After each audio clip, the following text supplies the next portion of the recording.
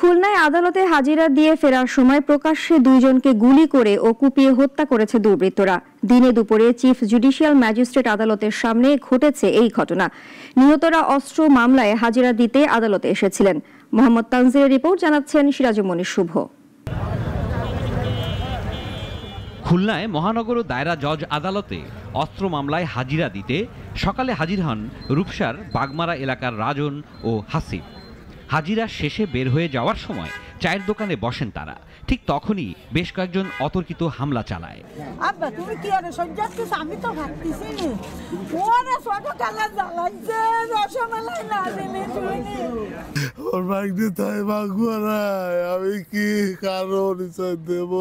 প্রত্যক্ষদর্শীরা জানান, হামলাকারীরা মাথায় বন্দুক ঠেকিয়ে রাজনকে গুলি করে আর হাসিবকে কুপিয়ে জখম করে পালায়।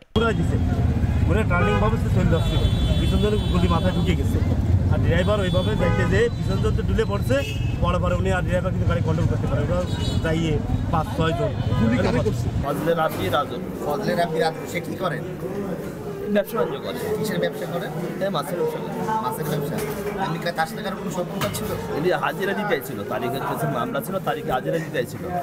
এ ঘটনায় আদালত চত্বরে আতঙ্ক ছড়িয়ে পড়ে। প্রকাশ্যে মানুষ হত্যার ঘটনায় উদ্বেগ জানান আইনজীবীরা। ঘটনাস্থল পরিদর্শন করে যথাযথ ব্যবস্থা নেওয়ার আশ্বাস দিয়েছেন পুলিশের ঊর্ধ্বতনরা।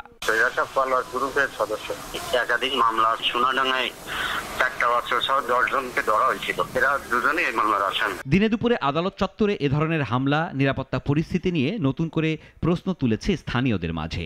দ্রুত ঘটনার তদন্ত ও বিচার দাবি করেছেন তারা। সিরাজুমনি শুভ, নাগরিক।